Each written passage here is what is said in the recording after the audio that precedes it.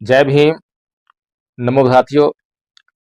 साथियों, सुमित रतन जी के ऊपर एक वीडियो बनाया। वैसे बहुत सारी वीडियो बना चुका हूं, क्योंकि धम्मपद संघ जो कार्य कर रहा है उसके दो भाग हैं, दो कार्य हैं।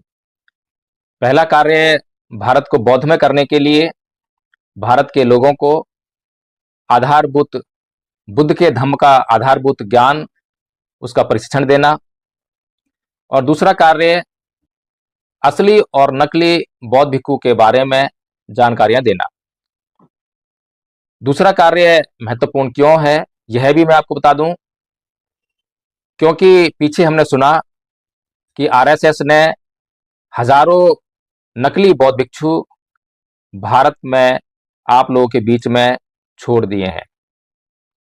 अब आरएसएस ने नकली बौद्ध भिक्षु क्यों छोड़े हैं ये आप लोग अच्छी तरह से समझ सकते हैं, ताकि आप तक असली चीज ना पहुंच सके, इसलिए नकली चीज आपके सामने प्रस्तुत कर दी जाती है। जैसे कि जो भगवान बुद्ध का धम्म है, जो आपको त्रिपिटक में मिलता है, वह भी असली रूप में आप तक ना पहुंच सके तो ब्राह्मणवाद ने उसमें भी घालमाल करके नकली साहित्य को आप तक पहुंचाने का कार्य किया। इसीलिए धम्मपद संघ का जो यह कार्य है, जो कि दो भागों में विभाजित है, पहला भगवान बुद्ध के धम्म का प्रशिक्षण देने का कार्य और दूसरा असली और नकली बौद्ध भिक्षु आपको बताने का कार्य, ताकि आप स्वयं से ये परख कर सकें, जान सकें कि असली बौद्ध भिक्षु कौन सा है और नकली बौद्ध भिक्षु कौन सा है। इसी कड़ी में सुमित रतन के बारे में कुछ वीडियो बनाए गए, आपको बताने का प्रयास किया गया कि यह जो सुमित रतन है बहुत से लोगों का चहेता है, बहुत से लोग इसको बहुत चाहते हैं। क्यों चाहते हैं?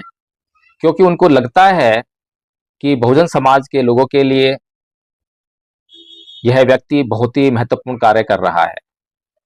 तो एक व्यक्ति ने जो कमेंट लिखा है उसी को आधार बनाकर ही मैं इस वीडियो में बात करूंगा। सुमित रतन जी की पहचान भारत भर में है, जैसा कि मैंने कहा, क्योंकि पहचान तो बहुत से लोगों की है। पहचान अगर करनी है तो अमित शाह की भी पहचान है, नरेंद्र मोदी की पहचान है, लेकिन बहुजन समाज के लिए पहचान अगर देखनी हो तो बहुत से लोगों के लिए, जैसे कि आदरणीय राजेंद्र पाल गौतम जी की भी आपके लिए पहचान है, रतन लाल की भी पहचान है, लक्ष्मण यादव की भी पहचान है। इनको पूरे भारत में ही नहीं बल्कि विदेशों में भी लोग जानते हैं। तो पहचान का मामला नहीं है। पहचान से यह बात साबित नहीं होती है कि वह व्यक्ति वास्तव में आपके हित के लिए कार्य कर रहा है। तो इसके लिए हमें जांच की आवश्यकता होती है। जब तक हम जांच करना नहीं सीखेंगे, जांच नहीं करेंगे, तब तक हम ये नहीं जान पाएंगे कि आदमी का कद तो बहुत बड़ा है, लेकिन क्या वास्तव में वह उस कद का हकदार है।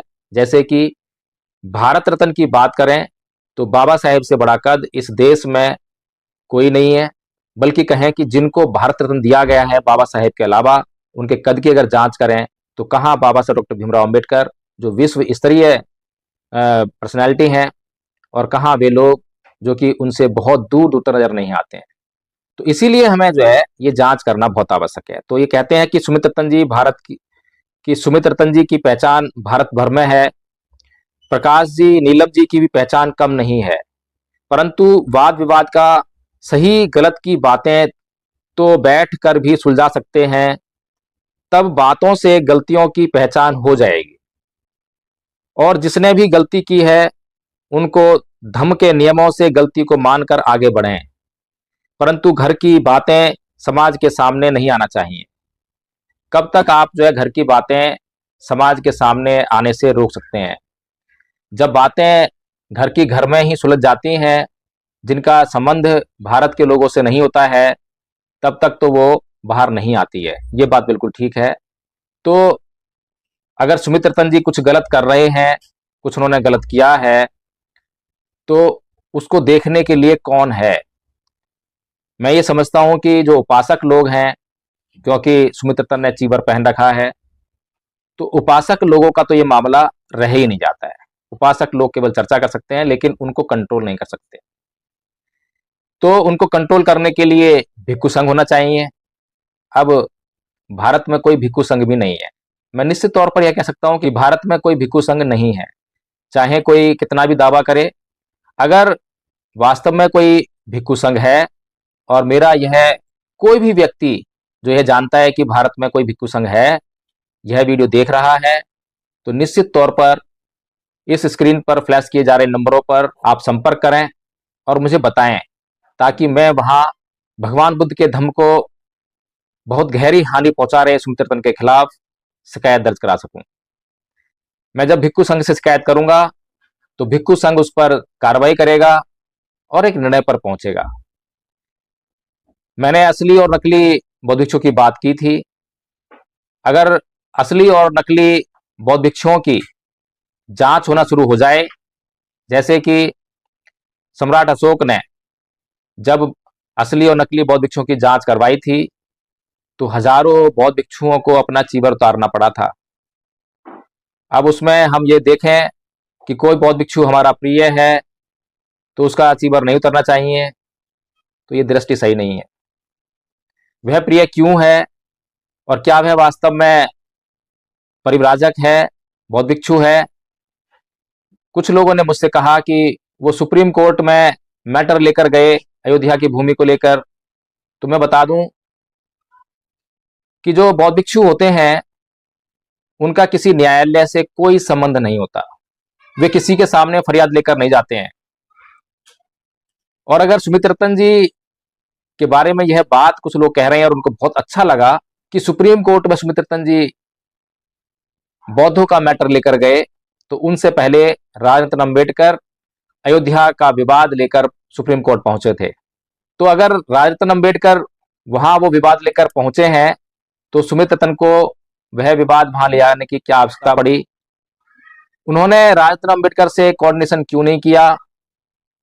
और उससे पहले वो लगातार राजरत्न अंबेडकर के साथ में मन साझा करते रहे थे।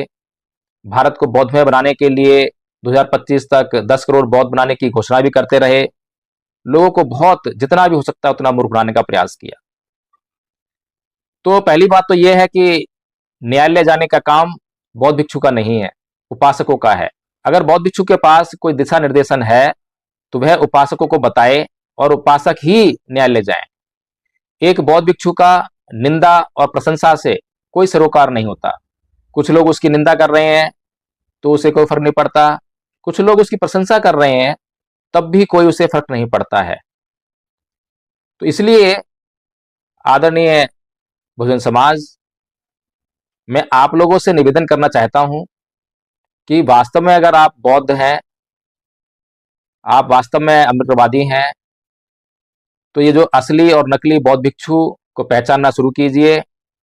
और जो नकली बौद्ध भिक्षु हैं उनके चीवर को उतारने का कार्यक्रम शुरू कर दीजिए।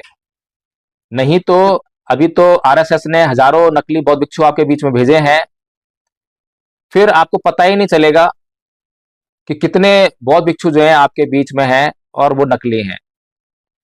और आरएसएस को हजारों बौद्ध भिक्षु छोड़ने की जो आवश्यकता पड़ी, उससे पहले भी बाबा साहब डॉक्टर भीमराव अंबेडकर 13 अक्टूबर 1956 को यह कह चुके हैं कि वो संघ की शरण नहीं जाएंगे। उसका कारण यही था कि वे ये जान गए थे कि ये जो हर कोई चीवर पहनकर घूम रहा है, ये सभी बौद्ध भिक्षु नहीं है। इनमें अधिकांश जो है वो अपना पेट पालने का कार्यक्रम चला रहे। तो आदरणीय बहुजन समाज, आज तक मैंने एक व्यक्ति को नहीं सुना जिसने ये कहा हो कि कभी उसने सुमित्रतन को किसी मंच से देशना देते हुए देखा हो, धम्म के ऊपर बातें करते हुए देखा हो। इतिहास की वो बातें इसलिए करते हैं ताकि आप लोगों को गुमराह कर सकें, क्योंकि आप लोगों को इतिहास की बातें सुनना पसंद है। वो प्राचीन गुफाओं में जाएंगे, मंदिरों में जाएंगे, मूर्तियां ढूंढेंगे, क्योंकि आपको यही सब कुछ पसंद है। आपको लड़ना पसंद है, आपको झगड़ना पसंद है, आपको मनुवादियों को गाली देना पसंद है, संविधान की बातें करना पसंद है, आरक्षण की बातें करना पसंद है, जय भीम का संबोधन पसंद है।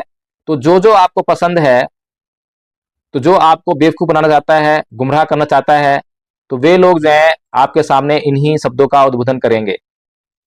इसीलिए तथागत बुद्ध को कलामों को यह कहना पड़ा था कि किसी भी बात को इसलिए मत मानो कि कोई बौद्ध भिक्षु कह रहा है, स्वयं तथागत बुद्ध कह रहे हैं, आपको सुनने में अच्छी लग रही है, आपको देखने में अच्छी लग रही है, या बहुत बड़ा विद्वान कह रहा है, धार्मिक ग्रंथ कह रहा है, कोई ईश्वर कह रहा है, उसको अपने तर्क दृष्टि से देखिए, उसको इस बात से जांच कीजिए कि क्या वो आपके कल्याण के लिए है, कहीं उससे दूसरा नुकसान तो नहीं हो रहा, कहीं कोई आपको मूर्ख तो नहीं बना रहा,